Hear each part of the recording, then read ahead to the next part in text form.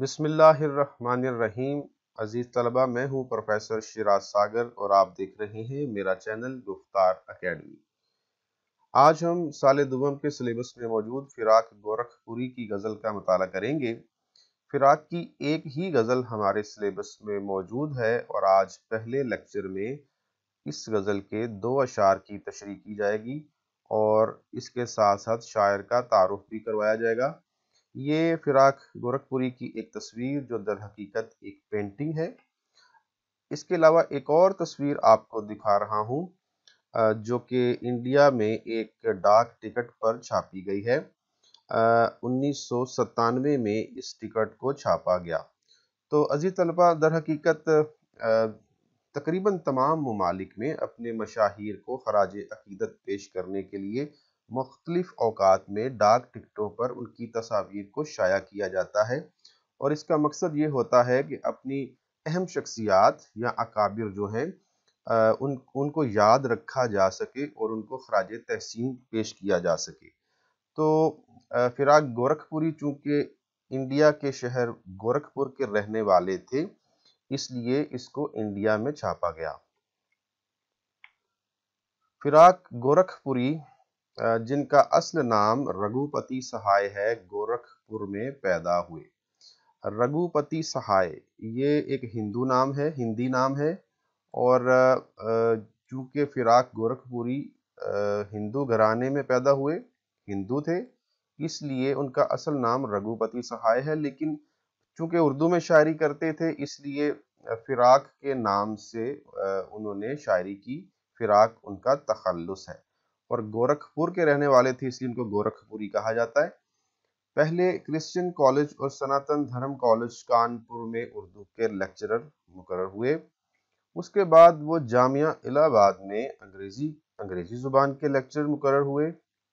यहीं से वो दुनियाए शेरो अदब के आसमान पर सूरज बनकर चमके और ना चाहते हुए भी मुआसिरीन को मानना पड़ा कि बिलाशुबा फिराक और दीगर शुअरा की शायरी में फ़र्क तो ज़रूर है। उनमें एक इनफरादियत थी जिसकी वजह से वो अपने आप को बतौर शायर मनवा पाए। उनकी शोहरा आफाक किताब गुले नगमा भी उसी दौरान मंजर आम पर आई और वो ऑल इंडिया रेडियो के प्रोड्यूसर भी रहे। बतौर मुमताज शायर उन्होंने उर्दू शायरी की अहम असनाफ मसलन गज़ल, नज़्म, रुबाई और कता में भी तवाज़माई की। वो एक मुनफरद शायर हैं जिन्होंने उर्दू नज़्म की 1 दर्जन से ज़ायद और उर्दू नस्र की निस्फ दर्जन से ज़ायद जिल्दें तरतीब दीं और हिंदी अदबी असनाफ पर मुतअद्दिद जिल्दें तहरीर कीं। अंग्रेज़ी अदबी और सकाफ़ती मौज़ूआत पर 4 किताबें भी लिखीं। उनके मुआसिरीन में शायर मशरिक़ अल्लामा इकबाल, फैज़ अहमद फैज़, कैफ़े आज़मी, यगाना यास चंगेज़ी, जोश मली आबादी, जिगर मुराद आबादी और साहिर लुधियानवी जैसे शायर हैं। इतनी अजीम हस्तियों की मौजूदगी के बावजूद उन्होंने इब्तदाए उम्र में ही अपनी शायरी का लोहा मनवा लिया। तो आइए जी, अब चलते हैं गज़ल के मतला की जानिब। उदासी बेदिली आशुफ्ता हाली में कमी कब थी, हमारी जिंदगी यारो हमारी जिंदगी कब थी। उदासी का मतलब अफसुर्दगी या बेरौनकी, वीरानी वगैरह हो सकता है जी। बेदिली का मतलब भी तकरीबन यही है, यानी अफसुर्दा होना, मलूल होना, रंजीदा होना या फिर किसी काम में दिल ना लगना। और आशुफ्ता हाली का मतलब होता है परेशान हाली। और जिंदगी जीस्त को कहते हैं। मफहूम है यारो, हमारी जिंदगी में उदासी, वीरानी और परेशान हाली में कब कमी थी और हमारी जिंदगी हमारी कब थी। सबसे पहली बात कि जिंदगी की बेबसियों और मजबूरियों का तज़किरा किया गया है। शायर ने जिंदगी के हवाले से बात की है। कहते हैं कि हमारी जिंदगी जो है वो बेबसियों और मजबूरियों का मजमुआ है। تو عزیز طلبہ، یہ ایک عالمگیر حقیقت بھی ہے کہ جس طرح زندگی کو آسان سمجھا جاتا ہے، زندگی اتنی آسان نہیں ہوتی۔ جس عمر میں آپ ہیں، ابھی شاید آپ کا زندگی سے ٹھیک طور پر واسطہ نہیں پڑا، کیونکہ آپ نے ابھی عملی زندگی میں قدم نہیں رکھا۔ ابھی آپ اپنے والدین کے زیر سایہ تعلیم حاصل کر رہے ہیں، آپ کی ساری ذمہ داریاں آپ کے والدین اٹھا رہے ہیں، لیکن جب آپ عملی زندگی میں جائیں گے تو آپ کو احساس ہوگا کہ زندگی کا سامنا کرنا اتنا آسان نہیں ہے۔ اور پھر کچھ لوگ تو ایسے بھی ہوتے ہیں کہ جن کو بچپن سے ہی زندگی میں مشکلات کا سامنا کرنا پڑتا ہے، خاص طور پر غریبوں کو، یا پھر یتیموں کو، یا پھر وہ لوگ جو اچھی تعلیم حاصل نہیں کر پاتے، یا پھر بچپن میں ہی ان کو کسی کام پر لگا دیا جاتا ہے اور وہ اپنے بچپن سے بھی ٹھیک طور پر لطف نہیں اٹھا سکتے، تو ان کے لیے زندگی بڑی مشکل ہوتی ہے۔ اور بعض اوقات انسان بڑی چارہ جوئی کرتا ہے، بڑی کوشش کرتا ہے، بڑی جد و جہد کرتا ہے، کامیاب ہونے کے لیے بڑے جتن کرتا ہے، لیکن اس کے باوجود بھی اس کے حصے میں سوائے بے بسیوں اور مجبوریوں اور مصیبتوں اور پریشانیوں کے علاوہ کچھ نہیں آتا۔ یہ بات ٹھیک ہے کہ انسان کو محنت کرنی چاہیے، پہلی شرط ہے، کامیابی کی پہلی شرط محنت ہے اور مستقل مزاجی ہے، لیکن ہم نے دیکھا ہے کہ بہت محنت کرنے والے بھی بعض اوقات پیچھے رہ جاتے ہیں، اور بعض اوقات کم محنت کرنے والے آگے نکل جاتے ہیں۔ بعض اوقات بہت زیادہ پڑھے لکھے شخص پیچھے رہ جاتے ہیں، اور بعض اوقات ان پڑھ لوگ آگے نکل جاتے ہیں اور زندگی میں کامیاب ٹھہرتے ہیں۔ بعض اوقات ہمارے اسکول یا کالج میں ٹاپ کرنے والے بہت ذہین و فطین جو طلباء ہیں، وہ بھی بعض اوقات ان لوگوں کے ہاں نوکری کر رہے ہوتے ہیں جو کہ اپنی کالج یا اسکول لائف میں اتنے ذہین و فطین نہیں ہوتے۔ تو زندگی میں کچھ بھی ممکن ہے، اور یہ ضروری نہیں ہے کہ جو کامیاب ہو رہا ہے وہ بعد میں ناکام نہیں ہوگا، اور یہ بھی ضروری نہیں ہے کہ جو پہلے ناکام ہو رہا ہے وہ دوبارہ کامیاب نہیں ہو سکتا۔ کچھ لوگوں کو کامیابی جلدی مل جاتی ہے، کچھ لوگوں کو تاخیر سے ملتی ہے، لیکن شرط ہے انسان کو محنت کرتے رہنا چاہیے، عمل پہم سے کام لینا چاہیے، جد و جہد کرنی چاہیے، اس میں کوئی دو رائے نہیں ہے۔ یعنی میں یہ ہرگز نہیں کہہ رہا کہ انسان محنت نہ کرے، میں ہرگز یہ نہیں کہہ رہا کہ انسان تعلیم حاصل نہ کرے۔ انسان کو تعلیم و تربیت اور اس کے ساتھ ساتھ آگے بڑھنے کے لیے کوشش کرتے رہنا چاہیے، لیکن ان ساری باتوں کے باوجود ہمیں یہ بھی دعا کرنی چاہیے کہ اللہ تعالیٰ کا کرم بھی ہمارے ساتھ رہے، اللہ تعالیٰ کی رحمت، اللہ تعالیٰ کی مہربانی، جس کے ساتھ اللہ کا کرم، اللہ کی مہربانی ہو جائے، وہ اس کا تو بیڑا پار ہو ہی جاتا ہے۔ تو لیکن بعض اوقات ایسا بھی ہوتا ہے کہ ہم کچھ اور سوچ رہے ہوتے ہیں، ہماری منصوبہ بندی کچھ اور ہوتی ہے، ہم نے کرنا کچھ اور ہوتا ہے، ہم نے سوچا کچھ اور ہوتا ہے، ہمارے خواب کچھ اور ہوتے ہیں، لیکن تقدیر جو ہے وہ مسکرا رہی ہوتی ہے کہ ہوگا تو وہی جو میں چاہوں گی۔ تو وہ تقدیر جو ہے ہمیں کامیاب ہونے نہیں دیتی، یا پھر ہم کہہ سکتے ہیں کہ ہمیں اس طرح کے مواقع نہیں ملتے، اس طرح کے حالات نہیں ملتے، اس طرح کی صورتحال کا سامنا نہیں کرنا پڑتا۔ تو اس طرح کچھ لوگ بہت سارے جتن کر کے بھی بے بس اور مجبور جو ہیں وہ نظر آتے ہیں، اور شاعروں کے ہاں تو یہ اس طرح کے مضامین بہت زیادہ کثرت سے ملتے ہیں۔ دوسری بات کہ اس میں نظریہ جبر کی طرف بھی اشارہ کیا گیا ہے۔ صوفیاء کے نظریات ہیں، ایک نظریہ جبر ہے اور ایک نظریہ قدر ہے۔ نظریہ جبر جو ہے، اس کے مطابق انسان مجبور محض ہے، اس کے پاس کوئی اختیار نہیں ہے، نہ کامیاب ہونے کا نہ ناکام ہونے کا، اور یہ کچھ صوفیہ حضرات کا یہ نظریہ ہے کہ جو کچھ بھی ہوتا ہے اللہ تعالیٰ کی طرف سے ہوتا ہے، کامیابی اور ناکامی، یہ ان سب کا دار و مدار اللہ تعالیٰ کی طرف ہے، یہ ہماری تقدیر کی طرف سے ہے۔ تو ہم جو ہے اس میں مجبور ہیں، ہمارے پاس اختیار نہیں ہے۔ اور فلسفہ جو قدر ہے وہ اس کے بالکل الٹ ہے۔ لیکن ہم اس بحث میں نہیں پڑیں گے کہ فلسفہ جبر ٹھیک ہے یا فلسفہ قدر ٹھیک ہے، یا ان دونوں کے جو مابین کوئی تیسرا فلسفہ ہے وہ ٹھیک ہے۔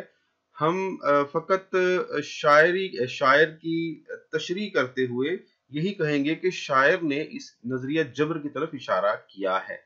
تو بعض اوقات کچھ لوگوں کے ساتھ اس طرح کے حالات پیش آ جاتے ہیں جو کہ اس بات پر یقین رکھتے ہیں کہ جو کچھ بھی ہو رہا ہے اللہ تعالیٰ کی طرف سے ہو رہا ہے اور میرا اس پر کوئی اختیار نہیں ہے۔ ایسے لوگ زندگی میں ہمیں ملتے بھی ہیں۔ ایک شعر دیکھیے گا ساگر صدیقی کا، جانے زندگی جبر مسلسل کی طرح کاٹی ہے، جانے کس جرم کی پائی ہے سزا یاد نہیں۔ اور ایک اور شعر، زندگی ہے یا کوئی طوفان ہے، ہم تو اس جینے کے ہاتھوں مر چلے۔ تیسری بات ہم اس شعر کے حوالے سے کہہ سکتے ہیں کہ شاعر نے راہ عشق کے مسائل کا تذکرہ کیا ہے۔ اگر ہم اس شعر کو ایک روایتی مضمون کے اعتبار سے دیکھیں کہ شاعر نے ایک عشق کا روایتی مضمون جو ہے اس میں برتا ہے اور عشق میں جو مسائل ہوتے ہیں ان کا سامنا کیا ہے، اس لیے وہ سمجھ رہا ہے کہ میری زندگی میں سوائے اداسی، بے دلی اور پریشانیوں کے علاوہ اور کچھ نہیں ہے۔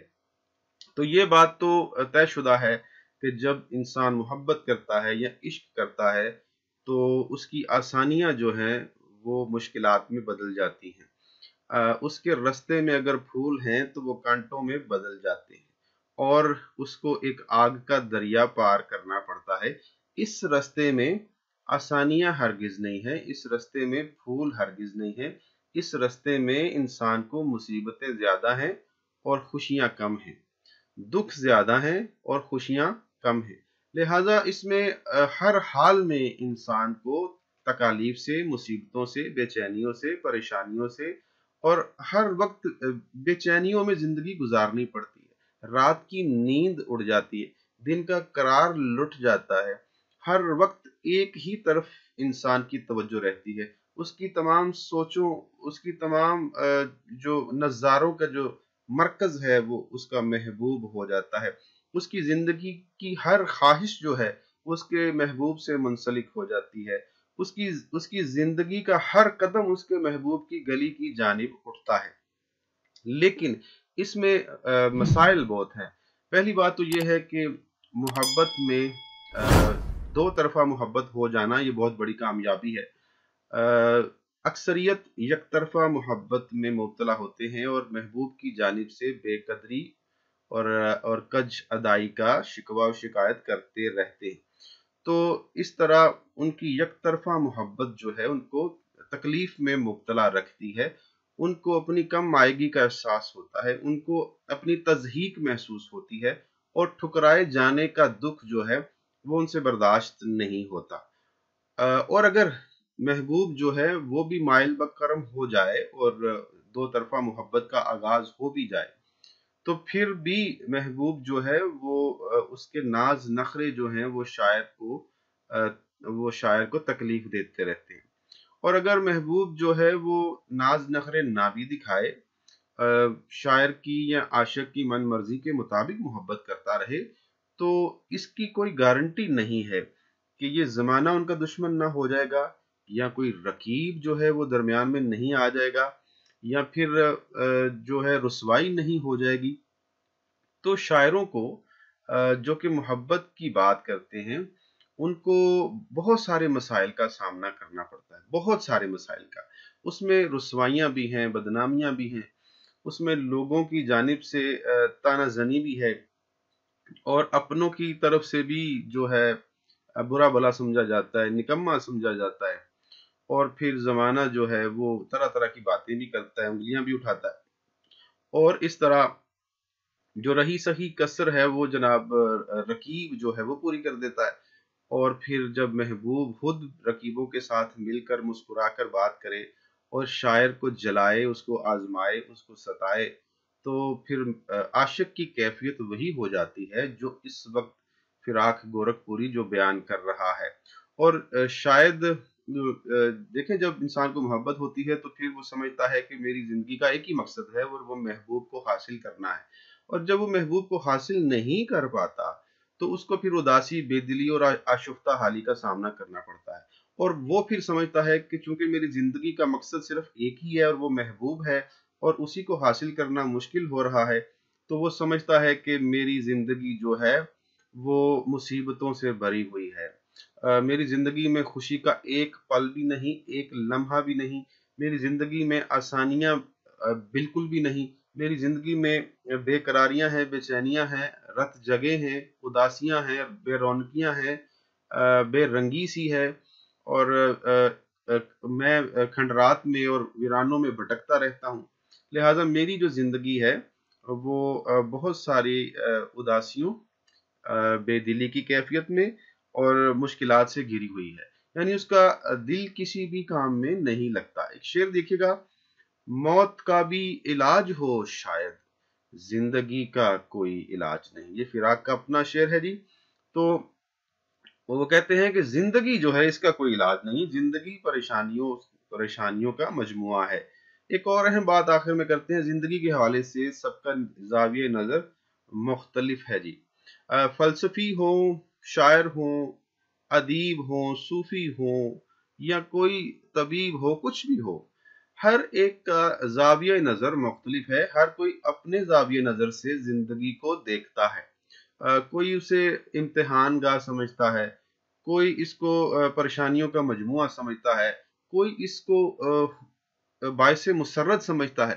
تو ہر ایک کا زاویہ نظر مختلف ہے۔ جس طرح کی زندگی میں تجربات ہوتے ہیں، جس طرح کی زندگی ملتی ہے، جس طرح کے حالات ہوتے ہیں، جس طرح کے زندگی میں حادثات ہوتے ہیں، اسی کے مطابق ہر شخص اپنے تجربات، اپنے مشاہدات کی روشنی میں زندگی کو دیکھتا ہے اور بیان کرتا ہے۔ مثال کے طور پر اگر پھول سے پوچھا جائے زندگی کیا ہے، تو پھول یہ کہے گا کہ زندگی کھلنا اور خوشبو بکھیرنے کا نام ہے۔ اگر بارش سے کہا جائے، بادل سے کہا جائے زندگی کیا ہے، تو وہ کہے گا بادل کہے گا زندگی برسنے کا نام ہے۔ اگر کانٹے سے کہا جائے تو وہ کہے گا زندگی تو چبھنے کا نام ہے۔ یا پھر پرندے سے کہا جائے تو وہ کہے گا زندگی اڑنے کا نام ہے۔ کسی درندے سے کہا جائے تو وہ کہے گا کہ زندگی تو شکار کرنے کا نام ہے۔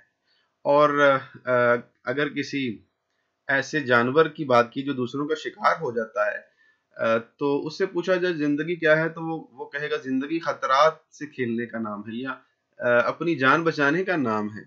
تو اسی طرح ہر چیز، ہر جاندار یا ہر انسان، یہ مختلف حالات سے اس کا سامنا کرنا پڑتا ہے، اور ہر کوئی اپنے تجربات اور مشاہدات کی روشنی میں زندگی کے حوالے سے کوئی ایک زندگی کیا ہے، کوئی ایک تعریف اس کی متعین نہیں کی جا سکتی۔ غریبوں کے لیے زندگی جو ہے وہ مصیبتوں کا منبع ہے، اور امیروں کے لیے زندگی جو ہے وہ انجوائے کرنے کا نام ہے، وہ تفریح کا نام ہے، وہ زندگی کا لطف اٹھانے کا نام ہے، وہ زندگی کی آسائشوں سے لطف اٹھانے کا نام ہے۔ لیکن اگر کسی یتیم سے پوچھیں، یا جس نے بچپن سے یتیمی اور غریبی اور بے کسی اور مجبوری دیکھی ہو، تو وہ بچہ کیا کہے گا؟ وہ کہے گا زندگی سوائے غموں کے اور کچھ نہیں ہے۔ تو وہ زندگی کو ایک غم کا سمندر قرار دے گا۔ آخر پہ ایک شعر، اور اس شعر کی تشریح ختم کرتے ہیں اس شعر پر: دور تک محرومیاں، مایوسیاں، ناکامیاں، زندگی سوز تمنا کے سوا کچھ بھی نہیں۔ تو آئیے عزیز طلبہ، اب چلتے ہیں شعر نمبر 2 کی جانب اور اس کی تشریح کرتے ہیں۔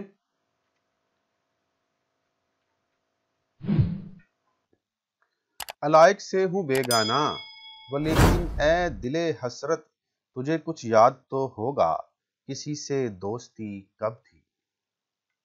تو عزیز طلبہ، علائق کا مطلب ہوتا ہے تعلقات، اور بیگانہ کا مطلب ہوتا ہے اجنبی یا غیر بھی ہم کہہ سکتے ہیں۔ مفہوم ہے: اے دل غمگین، میں تو علائق سے بیگانہ ہوں، لیکن تجھے کچھ یاد ہے کہ ہماری کسی سے دوستی کب تھی؟ تو شاعر نے اس شعر میں تجاہل عارفانہ سے کام لیا ہے، یعنی وہ جانتا تو ہے کہ اس کی کس کس سے دوستی تھی، اس کے تعلقات کس سے تھے، کس کے ساتھ مراسم تھے، لیکن وہ جان بوجھ کر انجان بن رہا ہے اور یہ ظاہر کر رہا ہے کہ مجھے خبر نہیں ہے۔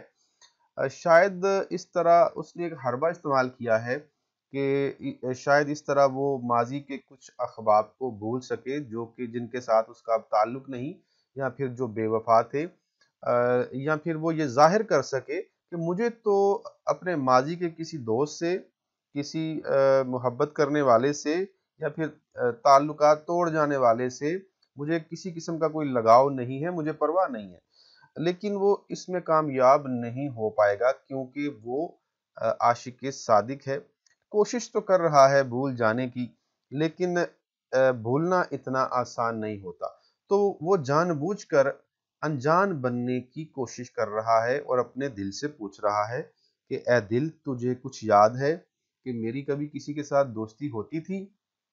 تو شاعر نے اس شعر میں ایک زاویہ سے ہم دیکھیں، اگر ایک پہلو اس کا دیکھیں، تو شاعر نے اہل دنیا کے ناروا سلوک کی شکایت کی ہے۔ تو شاعر یہ ظاہر کر رہا ہے کہ میرے دوستوں نے، میرے رشتہ داروں نے، میرے عزیزوں نے، میرے احباب نے میرے ساتھ اچھا سلوک نہیں کیا، میری محبت اور دوستی کا جواب محبت اور دوستی سے نہیں دیا، میری وفا کا جواب بے وفائی سے دیا، میرے خلوص کو ٹھکرایا، منافقت سے کام لیا، ریاکاری سے کام لیا، میرے ساتھ بے وفائی کی، جفاکاری کی، اور مجھے میری محبت کا صلہ نہیں دیا۔ تو وہ ساری دنیا سے جو ہے، ویسے تو جس کے ساتھ محبت ہو جاتی ہے وہی جو ہے انسان کے لیے ساری دنیا بن جاتا ہے، اور اگر وہی بے وفائی کر دے تو ہم سمجھتے ہیں کہ ساری دنیا ہم سے بے وفا نکلی، اگر وہی ہم سے تعلقات توڑ جائے تو ہم سمجھتے ہیں کہ ساری دنیا سے تعلق ٹوٹ گیا، اور اگر وہی ٹھکرا دے تو ہم سمجھتے ہیں کہ ساری دنیا نے ہمیں ٹھکرا دیا۔ تو یہاں دنیا جو ہے وہ کوئی ایک شخص، کوئی خاص شخص بھی ہو سکتا ہے کہ جس کے ساتھ فراق کے ماضی میں اچھے تعلقات تھے، لیکن اب تعلق ٹوٹ چکا ہے۔ پھر ہم یہ بھی کہہ سکتے ہیں کہ شاعر، اس کا ایک پہلو یہ بھی ہے کہ شاعر ماضی کی محبت اور دوستی کو یاد کر رہا ہے۔ کسی کے ساتھ اس کی محبت تھی، کسی کے ساتھ اس کی دوستی تھی، وہ کوئی بھی ہو سکتا ہے جی، ضروری نہیں کہ اس کا کوئی محبوب ہی ہو، دوستوں سے بھی محبت ہو سکتی ہے، اور اس طرح کے شعر دوستوں کے حوالے سے بھی کہے جا سکتے ہیں یا کسی عزیز کے حوالے سے بھی کہے جا سکتے ہیں۔ تو شاعر ماضی کے کسی تعلق کو یاد کر رہا ہے، اگرچہ کہ وہ اچھی طرح جانتا ہے، اسے سب کچھ یاد ہے، لیکن وہ جان بوجھ کر اپنے دل سے پوچھ رہا ہے۔ اس کا مطلب ہے کہ اس نے وہ دل سے وہ الگ تو نہیں ہو سکتا، تو یا ذہنی طور پر وہ کہیں اور ہے اور دلی طور پر کہیں اور ہے، اس لیے وہ دل سے پوچھ رہا ہے کہ اے دل، تو بتا، میں نے تو اپنے سارے تعلقات منقطع کر لیے، سب سے تعلق توڑ لیا، اپنے ارد گرد اپنے جو میرے چار سو جو لوگ ہیں، میں ان سے بالکل غافل ہوں، بالکل الگ ہوں، میں نے اپنے آپ کو گوشہ نشیں کر لیا ہے، سب کچھ چھوڑ چھاڑ دیا ہے، دنیا کے سارے تعلقات جو ہیں میں نے توڑ دیے ہیں۔ کیا تجھے یاد ہے کہ میری کسی کے ساتھ کبھی دوستی تھی؟ تو وہ جانتا تو ہے کس کے ساتھ دوستی تھی، لیکن وہ جان بوجھ کر یہ کہہ رہا ہے، دل سے پوچھ رہا ہے کہ کبھی کسی کے ساتھ دوستی تھی۔ تو در حقیقت وہ دوستی جو ماضی میں تھی، اس نے شاعر کو بہت تکلیف پہنچائی ہے، اذیت پہنچائی ہے، اس کو دکھ ہے اس دوستی کے ٹوٹ جانے کا، تو اس لیے وہ استفسار کر رہا ہے، وہ نہیں چاہتا تھا کہ ایسا ہو جیسا کہ اس کی زندگی میں ہو گیا۔ ایک شعر دیکھیے گا، اے دوست، ہم نے ترک تعلق کے باوجود محسوس کی ہے تیری ضرورت کبھی کبھی۔ اور پھر اس کی اہم بات یہ ہے جی اس شعر کی کہ اس میں محبت کا ذکر ہے، رسوائی کا ذکر ہے، بے وفائی کا ذکر ہے اور جدائی کا ذکر ہے۔ تو محبت کا جو پہلا قدم ہوتا ہے، وہ اظہار محبت ہے، لیکن جب انسان اظہار محبت کر لیتا ہے تو پھر وہ محبوب کے رحم و کرم پر آ جاتا ہے۔ پھر اگر محبوب جو ہے وہ کرم کرے تو محبت جو ہے وہ مکمل ہو سکتی ہے، اس کے امکانات بڑھ جاتے ہیں۔ لیکن اگر محبت ٹھکرا دے، جو اس کا محبوب ہے وہ ٹھکرا دے یا پھر انکار کر دے، تو پھر شاعر یا عاشق جو ہے وہ کسی در کا نہیں رہتا، وہ پھر در در کی ٹھوکریں کھانے کے لیے رہ جاتا ہے۔ اور پھر اگر محبت میں وہ کامیاب ہو بھی جائے تو پھر زمانہ جو ہے اسے مزید کامیاب نہیں ہونے دیتا، اور اس کی محبت کی تکمیل جو ہے وہ نہیں ہو پاتی، رسوائی ہو جاتی ہے، بدنامی ہو جاتی ہے، اور پھر محبوب کی بے وفائی کا ڈر بھی رہتا ہے۔ اور اگر محبوب بے وفا ہو جائے تو یہ سمجھ لیں کہ سب سے بڑا دکھ ہے، محبت کی سب سے بڑی قیمت یہ ہے کہ محبوب بے وفائی کر دے، یا وہ رقیبوں کے ساتھ مل جائے، یا وہ غیروں کے ساتھ مل جائے، یا عاشق کو کسی طرح وہ ستانا شروع کر دے، اس کو جلانا شروع کر دے، تو اس طرح جلانا جو ہے یہ آگ سے جلائے جانے سے زیادہ باعث تکلیف کا باعث ہے۔ تو شاعر کہتا ہے کہ میں تو اپنے تعلقات سے بالکل غافل ہو چکا ہوں، لیکن مجھے تو یاد بھی نہیں کہ میری کسی کے ساتھ دوستی تھی، لیکن اے دل تو بتا کسی کے ساتھ دوستی تھی۔ اور پھر شاعر جدائی جو ہے اس کا بھی ذکر اس میں کر رہا ہے کہ اب میں جدا ہو چکا ہوں، ہر چیز سے الگ ہو چکا ہوں، سارے تعلقات میں نے توڑ دیے ہیں، مجھے کچھ یاد نہیں رہا، کب نکلتا ہے کوئی دل میں اتر جانے کے بعد، اس گلی کے دوسری جانب کوئی رستہ نہیں۔ تو یہ ممکن نہیں ہے کہ دل میں اترنے والا کسی عقبی دروازے سے نکل جائے، یہ ممکن نہیں ہے جی۔ ایک بار جو دل میں اتر گیا پھر اس کا نکلنا ناممکن ہے۔ تو اگر شاعر کی محبت سچی ہے تو پھر وہ سب کچھ جانتا ہے کہ اس کی کس کے ساتھ دوستی تھی، وہ بھولا ہرگز نہیں، چاہے اس کا محبوب یا دوست بے وفا بھی ہو، پھر بھی وہ اسے یاد رکھتا ہے، تبھی تو اسے تکلیف ہو رہی ہے، یاد آ رہی ہے، اس کو وہ خلش ستا رہی ہے جو کہ اس کے محبوب کی بے وفائی کی وجہ سے ہے۔ ایک اور شعر دیکھیے گا کہ بلاتا لاکھ ہوں لیکن برابر یاد آتے ہیں، الہی ترک کے الفت میں وہ کیوں کر یاد آتے ہیں۔ تو آخر میں ہم کہہ سکتے ہیں کہ شاعر جو ہے اب دوستی اور تعلق سے اجتناب کر رہا ہے۔ اس نے ایک دوستی کی وجہ سے، ایک محبت کی وجہ سے ساری دنیا سے اپنا تعلق، اپنا ناطہ توڑ لیا ہے، یا وہ محبت کی وجہ سے اس قدر مصیبتوں میں مبتلا رہا ہے کہ محبت سے اس کا اعتبار اٹھ گیا ہے۔ اب اس کے ساتھ اس طرح کی بے وفائی ہو گئی ہے کہ وہ کہتے ہیں نا کہ سانپ سے ڈسا ہوا رسی سے بھی ڈرتا ہے۔ تو شاعر جو ہے وہ اپنے محبوب کی بے وفائی کا ڈسا ہوا ہے، اور اب کسی مخلص دوست یا قابل اعتبار دوست کے ملنے کے باوجود بھی وہ کسی کے ساتھ دوستی نہیں کر رہا، کیونکہ اسے اعتبار نہیں رہا۔ ایک دفعہ اس کا دل ٹوٹ چکا ہے، وہ نہیں چاہتا کہ دوسری بار بھی اس کے ساتھ بے وفائی ہو، ایک بار پھر اس کا دل ٹوٹے، ایک بار پھر اسے اذیت سے گزرنا پڑے، ایک بار پھر اسے کرب سے گزرنا پڑے، اس لیے وہ دوستوں سے اور دوستیوں سے پرہیز کر رہا ہے۔ تو لیکچر کے اختتام میں اس شعر کے ساتھ اجازت چاہوں گا۔ یہ کون لوگ ہیں میرے ادھر ادھر، وہ دوستی نبھانے والے کیا ہوئے؟ عزیز طلبہ، اللہ حافظ۔